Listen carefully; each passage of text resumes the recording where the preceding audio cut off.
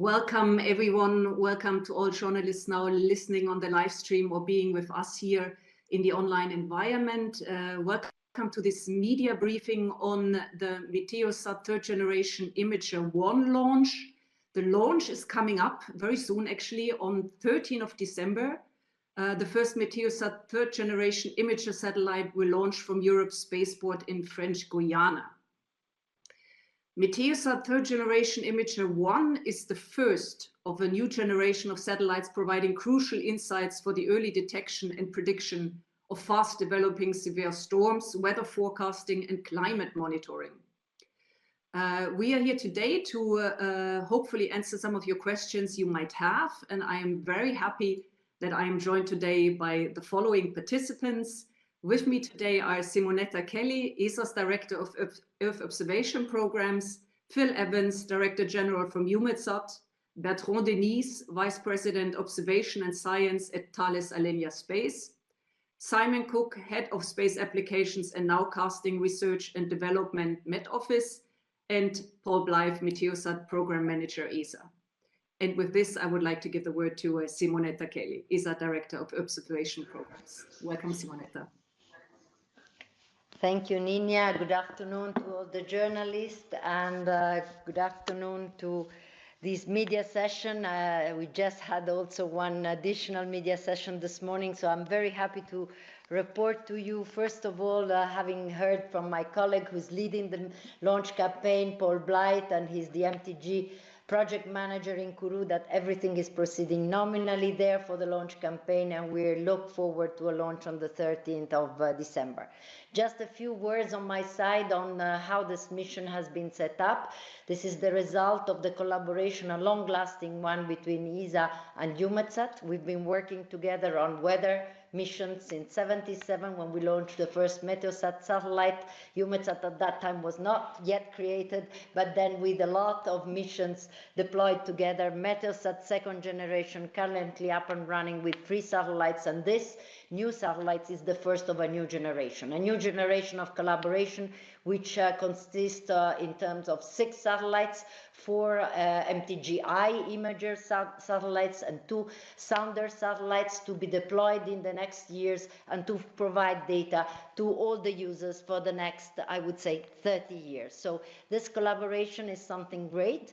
I just mentioned the number of satellites. The first one to come is next week, and it's the imager satellite, which is innovation per se in terms of the type of instruments on board the satellite. There is a lightning imager on board this mission, which will provide really advanced data in terms of supporting meteorological forecast, and also we have innovation in terms of nowcasting. We will be able to give basically almost near real-time data and information to meteorological forecast with these satellites. We will increase the resolution, we will increase the volume of data, and we will also increase the speed in terms of distribution of those data to the users. If you look here, you see some characteristics and comparison, and I will let really the MTG project manager comment on these, and comparison with the current MSG satellites.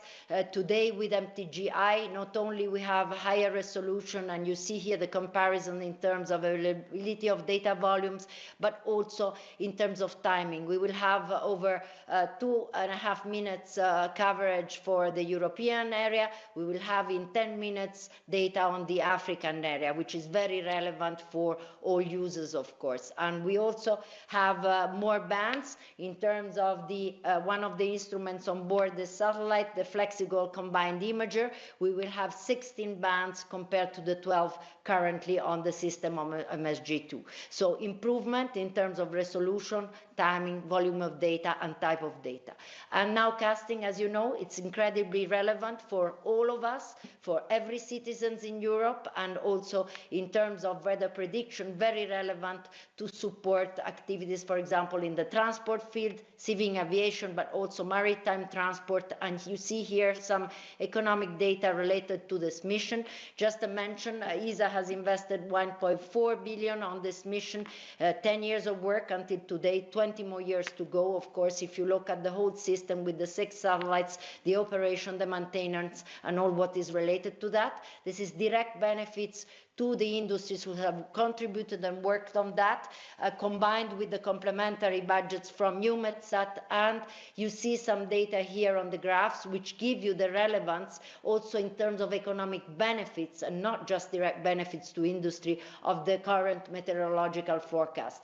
Today, the European Union estimates per year 16 billion the benefits in terms of benefits to all the citizens coming from meteorological forecast. And today 95% of the meteorological forecasts are based on satellite data. 40 million information and data coming, measurements every day related to meteorology and meteorological forecast, and 95 of that coming from satellite data. And this has allowed to improve in terms of improvement by 64% the weather forecast. So you see here the value for all of us. You also see the more accurate weather warnings. I told you about MSG, 15 minutes, and now we're going down to 2.5 minutes for Europe when the system is up and running. So we really look forward the launch next week, ready to respond to your questions, and of course to have compliments of all the questions and the technical elements you might want to ask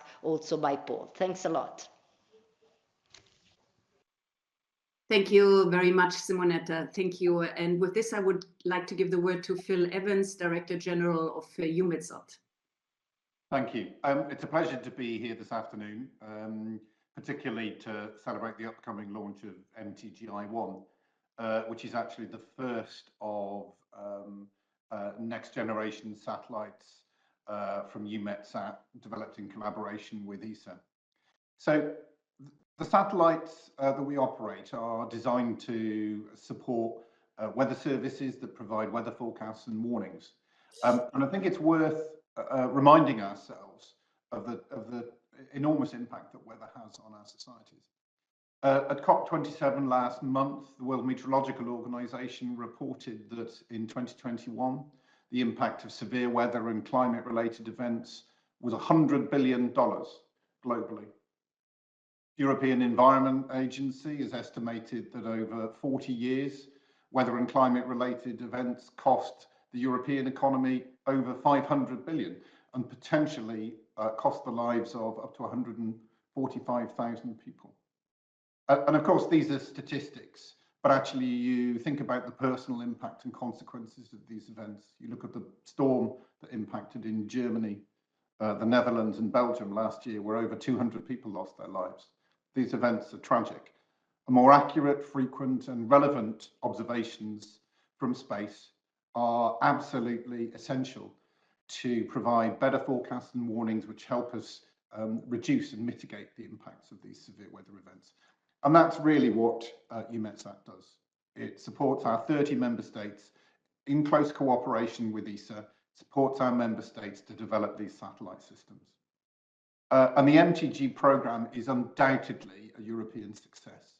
It's relied on the expertise of Eumetsat, ESA, and a wide range of European industry in a multi-billion-pound project, and one that is one of the most complex and advanced satellites currently being developed. Now, MTG-I specifically will focus on the detection of rapidly developing extreme weather events, such as storms, which have the biggest impact on our society. It will provide, as Simonetta has already said, higher resolution data, better quality data, and in fact, will provide our users with over 50 times more data than is currently available.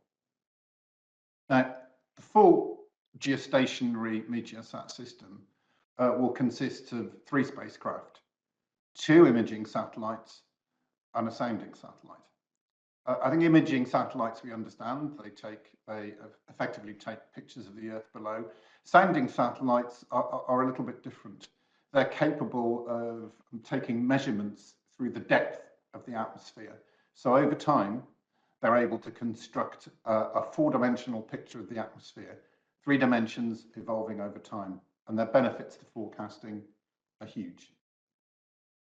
The first imager, as has already been said, will provide updated image of the entire globe from pole to pole every 10 minutes. And the second will focus on Europe and provide updated images every 2.5 minutes. A particular innovation on this satellite is the lightning imager that will detect lightning, cloud to ground and cloud to cloud. And this is really valuable for all sorts of applications, clearly aviation, but also it helps us identify where the most severe weather is taking place.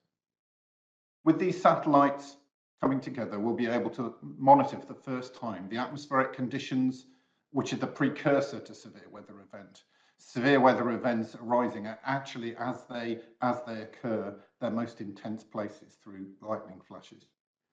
And the opportunity for innovation and follow-on services is huge. And this represents a continuation of the Meteosat series, which was first launched in 1977 with Meteosat-I. At the end of this program, we will have more than 60 years of observations, which is highly relevant for the detection of climate change. So to conclude and reiterate, this is a huge European success story, collaboration between Eumetsat, ESA and industry. And we're really looking forward to the data that it will generate and the benefits that it will deliver to European society. So now I'll leave the floor to Bertrand and Denis to tell you more about the lightning imager. So thank you.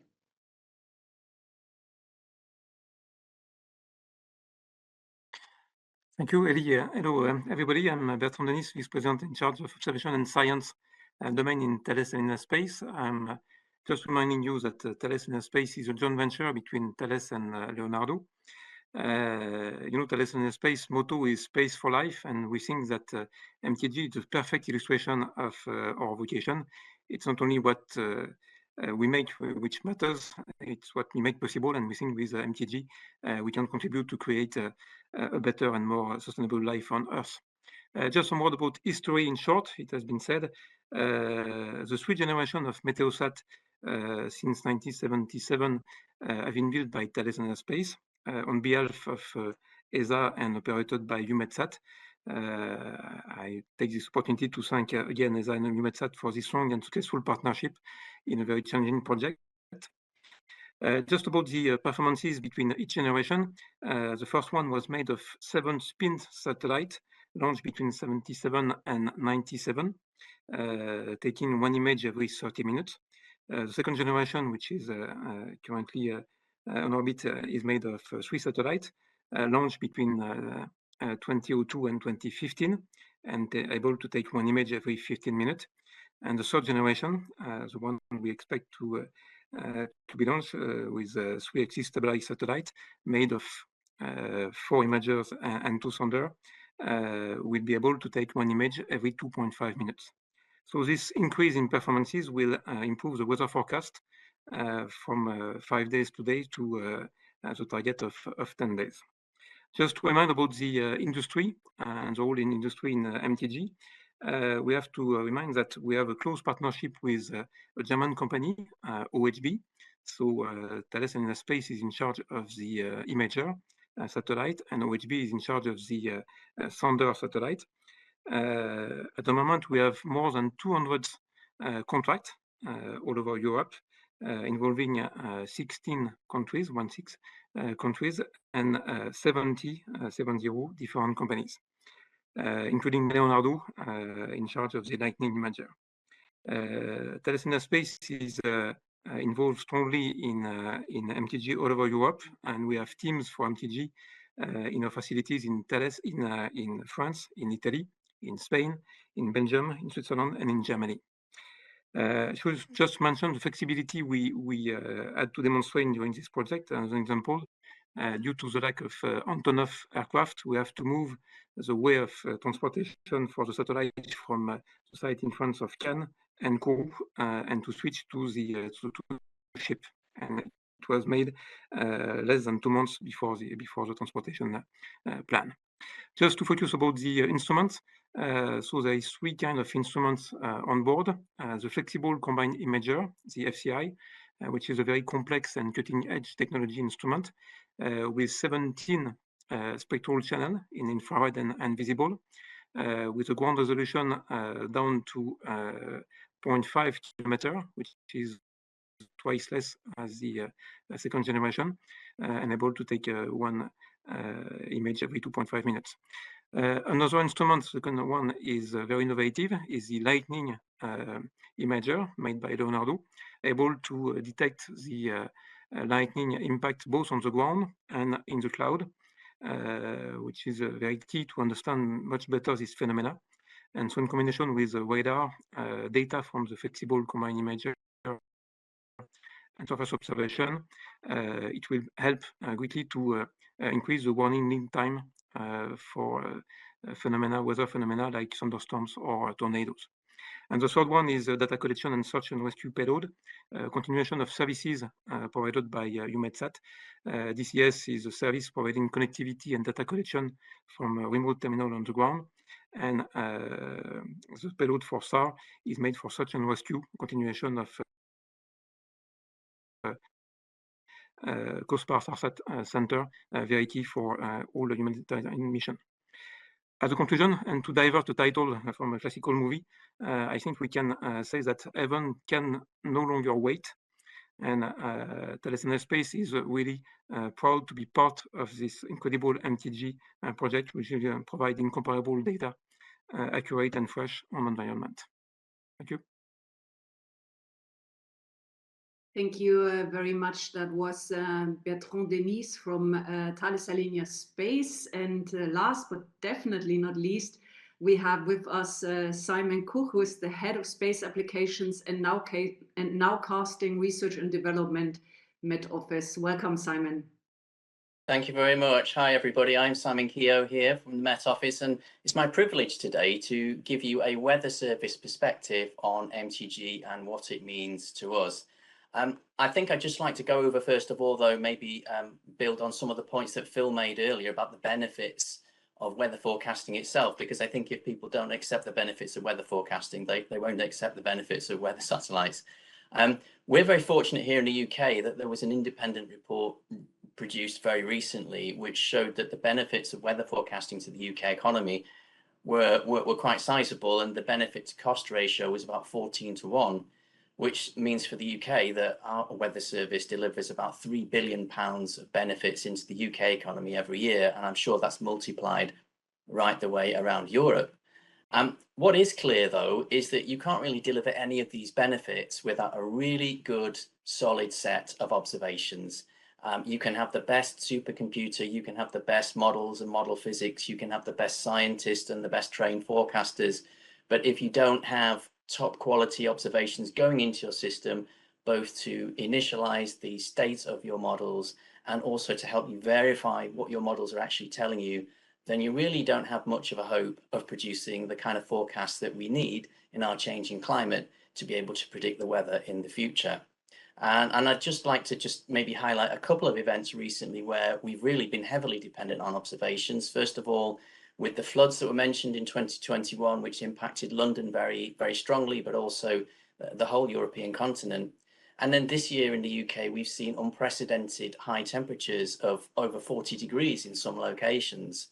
And so with our changing climate and with the number of extreme events increasing over time, there is an increasing burden now on weather services to improve their accuracy. One of the main ways that we can do that in the future is to have new satellite missions like MTG. And the great news is that with MTG, we're not starting from scratch. We are building on this very rich heritage we've inherited from the Meteosat second generation era, where we've learned not just to be able to use cloud information from Meteosat second generation, but also to make quantitative estimates of quantities like the amount of volcanic ash in the atmosphere, the particle size distributions when it comes to volcanic ash. And we learned some hard lessons from the 2010 Icelandic volcano incident that I'm sure you'll remember brought European airspaces to a halt. And we've also been able to improve our forecasting and nowcasting of high altitude ice crystals for aviation as well, which is a hazard that could lead to aircraft icing up, which will interfere with their avionics and cause all sorts of problems for airlines. In the future, of course, we're going to have a lightning imager as well, and this is also going to give us additional benefits on top of what we already kind of know we're going to get from the NSG era. And like the lightning imager is new, it will give us information on cloud-to-cloud lightning, which will complement very well the cloud-to-ground lightning measure from ground-based systems. And that's going to give us a handle on the total lightning, which is really important for aviation. For example, if you're running helicopters on and off oil rigs in the North Sea, you really need to have a handle on the total lightning. Similarly, if you're a climate scientist and you're very interested in atmospheric chemistry and you want to know more about the production of nitrous oxide and the nitrogen cycle and how that's going, then having a handle on total lightning is important, because lightning is one of the main generators of nitrous oxide. So adding on top of that, with the lightning imager, we can use it as a tracer for some very serious multi-hazard events. And multi-hazard events I would define as those kind of severe storms that are generating not just lightning, which is a great tracer actually of these storms, but also they can generate hail, severe winds, strong winds, and surface wind gusts that will be very damaging, and also rainfall, intense rainfall that if it falls in the wrong place could generate a flood risk. And you know, surface water flooding in the UK is a particular risk that we've got that we're trying to prepare for in the future. So yes, MTG is going to be really important for us. It's going to build upon the heritage and what we've learned from Meteosat second generation, and we look forward to a very successful launch next week. Thank you very much. Thank you very much, Simon. Thank you. And I see there are now the first questions coming in. While we give it a few more moments, I would quickly like to check with Paul Blythe, Meteosat Program Manager ESA, what's currently going on in French Guiana with our satellite. Okay, thanks, Nina. Basically, we are on the rocket today. We actually the satellite was lowered into place on the top of the launch stack, so actually onto the top of the rocket, and currently they're actually bolting that assembly on. So this has ended a launch campaign, or is almost ending a launch campaign that has taken us about 8 or 9 weeks to complete. So the satellite appeared back in October. We've then checked out every function of the satellite to make sure that it is still good to go. And then we started the fueling activities about 2 weeks ago, which is quite a hazardous activity, but was implemented very well by our TAS fueling team. It takes a special person to fuel a satellite, I have to say. And then since then, effectively, we've been readying it in what we call the hazardous facility here in S5, the facility at Keogh. Yesterday it was moved into the BAF, which is the facility where we get integrated into the rocket. And now, as I said, we are on top of the rocket, and tomorrow we say goodbye to the satellite, because then the fairing is brought down over us, or the cylinder is brought down over us, and we won't see it again. So tomorrow could be quite an emotional day for several of us who've been living with this satellite for quite a few years. So hopefully that gives you a brief status of where we are. As I said, everything is green and everything's looking good, even with our co-passenger who are already encapsulated and waiting for us now to complete our activities. So it's all looking good. Thank you so much, Paul. In the meantime, we have quite a few questions coming in. Let me start with Josep Corbella. Josep, if you could introduce yourself, and your microphone should be unmuted, so you should be able to speak if you want to test it. Yes, hello, can you hear me? Yes, very well. Welcome. Great. Josep Corbella from La Vanguardia from Barcelona, Spain. I was just wondering how Meteosat third generation will improve forecasts for citizens in their everyday lives. And I was wondering, for the immediate forecasts, if they will be more reliable, how much more reliable, and especially for how many days the reliable forecasts can be extended. Thank you. Thank you very much. Maybe this is a question for Simonetta to answer in detail, maybe by Paul. And anyone else who would like to add, of course, you're very welcome.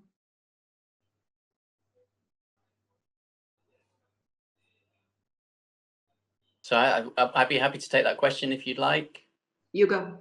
Yeah, yeah, I think the MTG will definitely bring benefits. As I say, it's got continuity. You know, we've got a great heritage from MSG, So what's it going to deliver on top? Well, I spoke about the lightning, for example, and how that can help with nowcasting. In terms of the models, what we find with some severe events, like the London 2021 flooding that we had, where we had like over 1,000 calls into the London Fire Brigade and so on, we found that the models were very good and were able to predict that some kind of event was going to happen. But because they take a long time to run, the information wasn't available until the events had well and truly started. And so what we now need to develop are nowcasting techniques that allow us to fill in the detail. So these long range forecasts that we produce are great, but we need better in the UK, we need better short range forecasts looking at the next few hours ahead to help emergency responders to take the correct kind of action, both to put their resources in place when they need to respond to incidents, and also to give them a heads up of when the worst of a weather has passed so that they can begin the recovery effort. And so I think that will be that should be a major help in sort of mitigating the effects of these extreme events, which we're going to see more frequently in the future.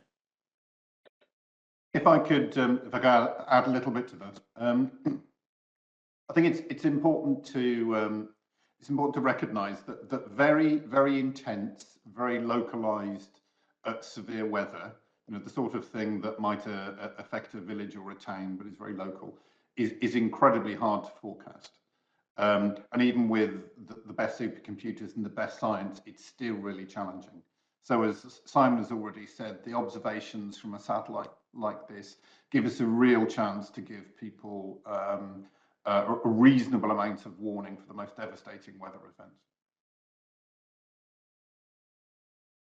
Thank you very much. Next in line is Jonathan Amos from the BBC. Jonathan, you should be able to speak if you try.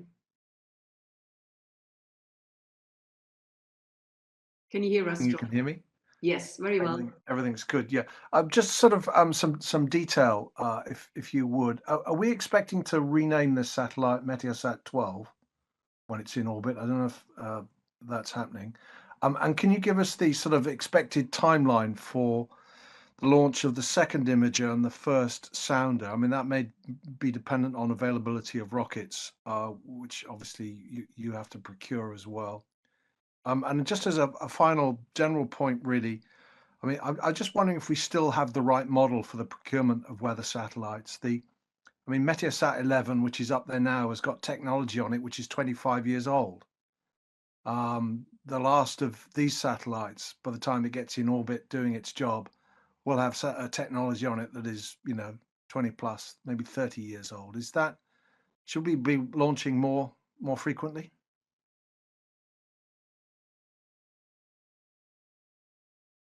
Thank you. Maybe I can take some of those questions. I mean, first of all, the trade-off to maintain technology and maintain current with technology is also a trade-off about the cost of developing that technology in the long run. And you also have to realize that the timeline for technology development is very long. And some of the detector elements and the optical elements that we have on board have taken 6, 7, 8 years to bring to fruition, from initial setting of the requirements through lots of development work and finally getting the product to build into the satellite. After that, we have to qualify the whole system. So it is an extremely long process. And unfortunately, technology, even though technology moves very fast, these are very specific technologies which are dedicated to what we are doing in space. So it isn't a quick activity. Then you have to, as I say, trade off. How much money do you want to spend? We will benefit from an economy of scale by buying 6 satellites. If you only buy 3 or 4, then it's clear the next generation will cost even more. So integrated over the whole period, your overall costs will increase. It's a very difficult trade-off. The other thing which we understand from Eumetsat's perspective, and certainly the meteorologist perspective, is they like keeping the same instruments. I know on MSG they love the instruments, and the severe instrument has given them good data for the last 20 years, and they can trend it, etc., etc. We will now put a step change in with the FCI. Yes, basically we're imaging in the same bands plus a few more, but there is a discontinuity to a certain extent, I would say, in that data, because we're now going to bring higher resolution, etc., etc. So the Met offices will take longer to be able to assimilate that and understand how they're truly going to use it. So it really is, it's a trade-off between how fast is technology moving and how much stability in the data set that we can give.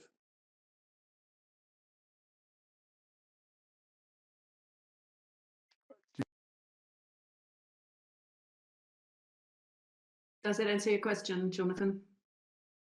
Yeah, just the quicker ones about Meteosat 12, the naming and the rollout of the second imager and first sounder. Okay, sorry, I missed those. So yes, I understand Eumetsat's policy is to rename it Meteosat 12 to follow on from the last MSG, which is Met 11.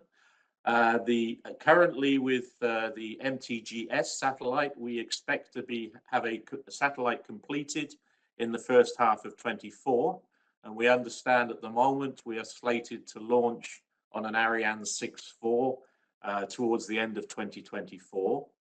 We will then launch the next MTG-I satellite to complete the constellation in early 2026. So by 2026, we will have the three satellite which make up the full constellation for this mission up and running by the end of 2026.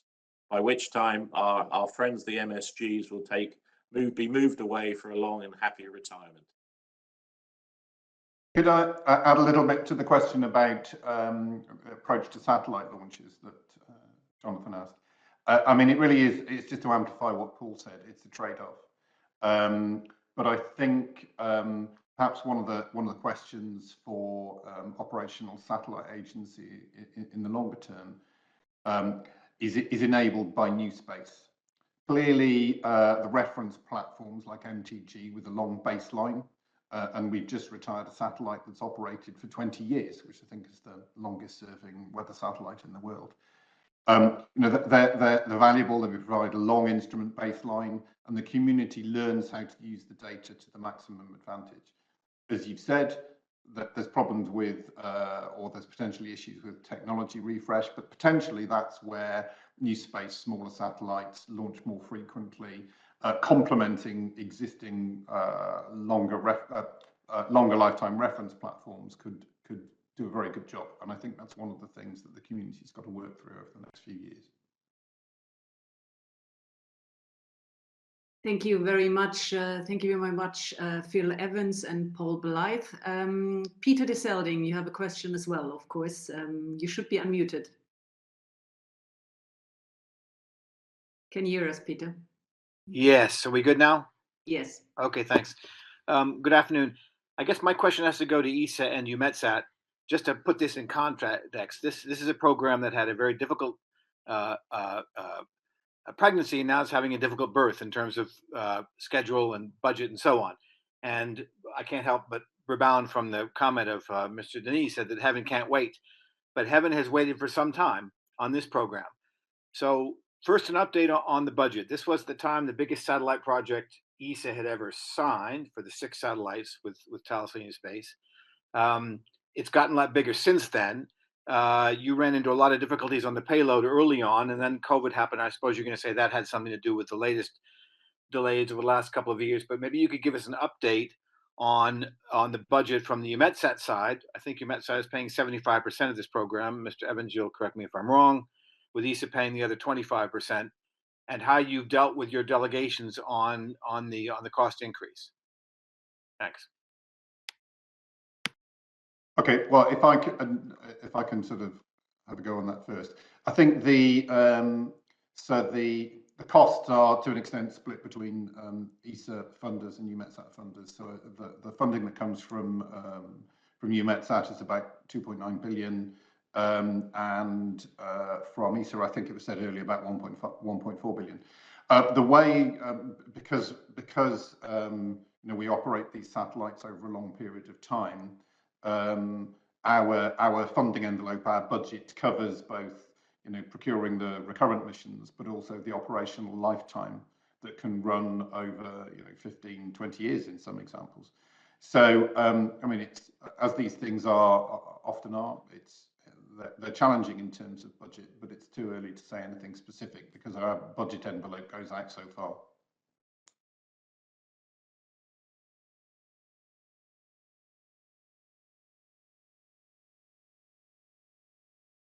Okay, certainly from the, yes, I hopefully I can add something. Certainly from the development side, yes, it has taken longer than we'd hoped. But again, when we are developing these technologies, we get surprises. By definition, if we are pushing the edge, sometimes the edge bites us. And we've had 2 or 3 developments where we have, particularly on optical coatings, had some challenges, and on the detectors, we've had some challenges. And all of this sort of feeds back into where the program goes. Overall, the costs on the ESA side have increased, and certainly on the industrial contract, and I think typically we're about 20% increase on the industrial contract for the procurement of the satellites. But in comparison to, I would say, the global norm, we are still getting extremely good value for money, data that we will get over the next 20 years.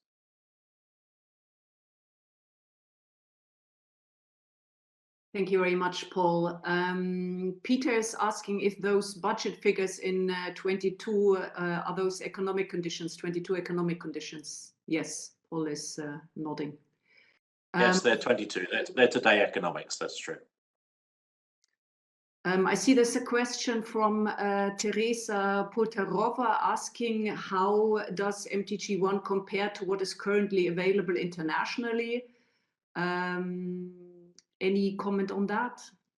I'll have Simon. Yeah, I'm happy to offer a weather service perspective on that. So at the moment we have this geostationary ring of weather satellites, and we have the GOES East and GOES West offerings from the United States and the Himawari offerings from Japan, as well as a few other notable offerings, say the FY4 from China and so on. And MTG is going to compare very well with those, in terms of the spatial resolution reporting frequency. We're sort of converging internationally on this sort of 10-minute observing cycle, which I think is going to be very helpful when it comes to producing global products for aviation in particular. Lightning is also a very popular measurement now with the GOES satellites, and so I expect that the global trend will see that on all the geostationary satellites at some point. I guess there's a sort of slight difference in that NOAA hasn't invested in an infrared sounder on its geostationary satellites yet, whereas Europe has decided to go down that route with the MTG sounder satellite. But another difference would be that the US has invested in a more comprehensive suite of space weather instrumentation on the GOES satellites, particularly a UV imager and X-ray imager with a long heritage. So there are some differences, but there are also some areas where the different missions are definitely converging together, I feel. Phil, I don't know if you want to add anything to that. No, I was just going to make the same point that it compares well, as good as anything else, but the infrared sounder doesn't fly on US satellites. And if you remember, these are the sounder of the devices that can take profiles through the atmosphere and build up 4-dimensional pictures. And to close the round of questions, there are 2 quite specific questions from Panos Giannopoulos. The first one is, how often will the lightning data be distributed? And the second one is, how often data from the sounder will come? How often will the data from the sounder will come?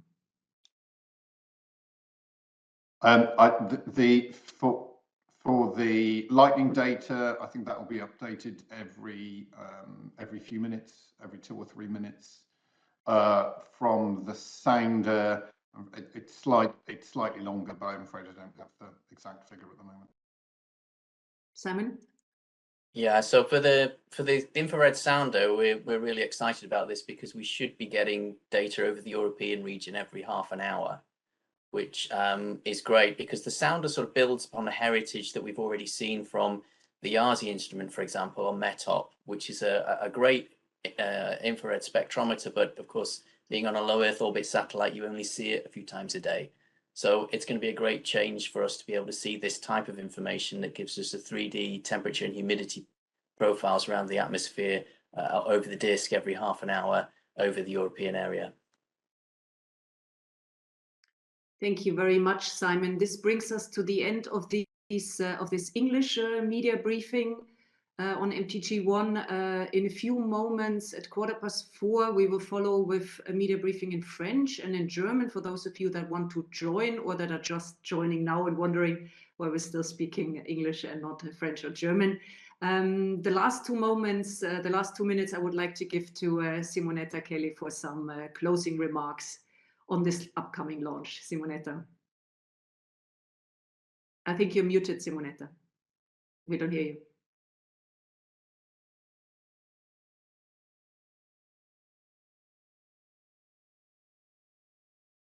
No sound.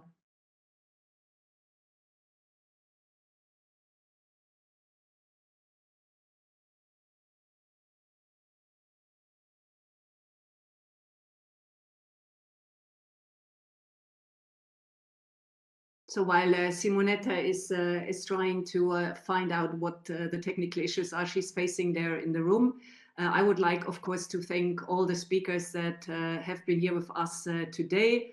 Phil Evans from Eumetsat, Bertrand Denis from Thales Alenia Space, and Simon, and now you can pronounce your family name again, Simon.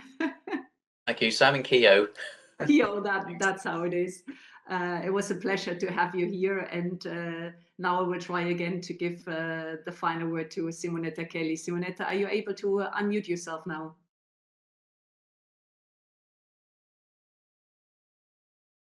No, I have no audio.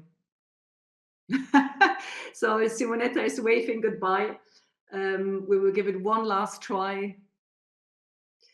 Simonetta will be in our hearts and minds. And of course, I welcome you all to watch the launch on the 13th of December in the evening.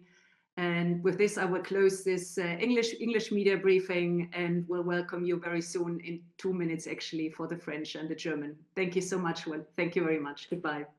Thank you. Bye-bye.